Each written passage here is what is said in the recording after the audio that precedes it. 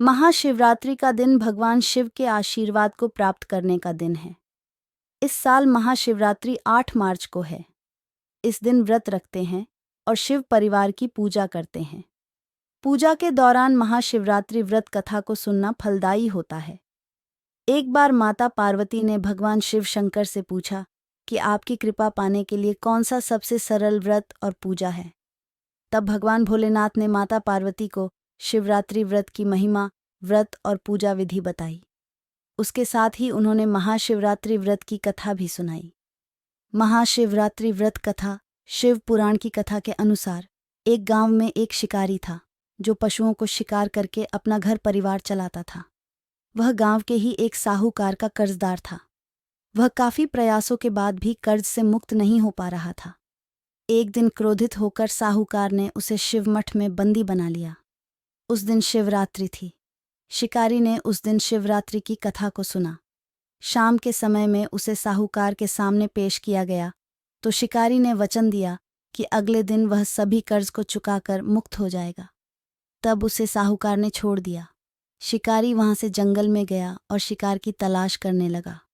वह एक तालाब के किनारे पहुंचा। वहां पर वह एक बेल के पेड़ पर अपना ठिकाना बनाने लगा। उस पेड़ के नीचे एक शिवलिंग था जो बेल पत्रों से ढंका हुआ था। उसे इस बात की जानकारी न थी।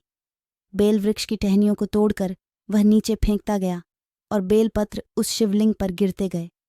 वह भूख प्यास व्याकुल था। अनजाने में उससे शिव पूजा हो गई। दोपहर तक वह भूखा ही रहा।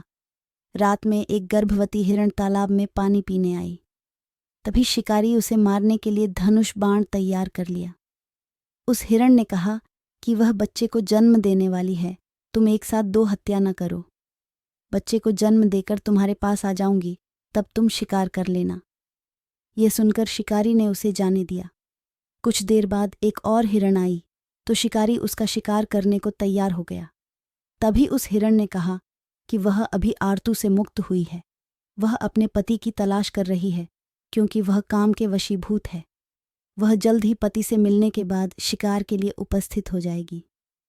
शिकारी ने उसे भी छोड़ दिया। देर रात एक हिरण अपने बच्चों के साथ उस तालाब के पास आई। शिकार एक साथ कई शिकार देखकर खुश हो गया। वह शिकार करने के लिए तैयार हो गया। तभी उस हिरण ने कहा कि वे अपने बच्चों के साथ इनके पिता की तलाश कर रही हैं। जैसे ही वो मिल जाएंगे तो वह शिकार के लिए आ जाएगी। इस बार शिकारी उन्हें छोड़ना नहीं चाहता था, लेकिन उस हिरण ने शिकारी को उसके बच्चों का हवाला दिया तो उसने उसे जाने दिया। रात भर उपवास, रात्रि जागरण और अनजाने में बेलपत्र से शिवलिंग की पूजा के प्रभाव से शिकारी दयालु हो गया था। उसने हिरण को भी जाने दिया। उसके मन में भक्ति की भावना प्रकट हो गई और वह पुराने कर्मों को सोचकर पश्चाताप करने लगा। तभी उसने देखा कि हिरण का पूरा परिवार शिकार के लिए उसके पास आ गया। यह देखकर वह और करुणामय हो गया और रोने लगा। उस शिकारी ने हिरण परिवार को जीवन दान दे दिया और स्वयं हिंसा को छोड़कर दया के मार्ग पर चलने लगा। शिव कृपा से वह शिकारी तथा हिरण का परिवार मोक्ष को प्राप्त हुआ। तो दोस्तों, उम्मीद करती हूँ कि आपको वीडियो अच्छी लगी होगी। तो ऐसी वीडियो के लिए वीडियो को लाइक करें और चैनल को सब्सक्राइब करें। धन्यवाद।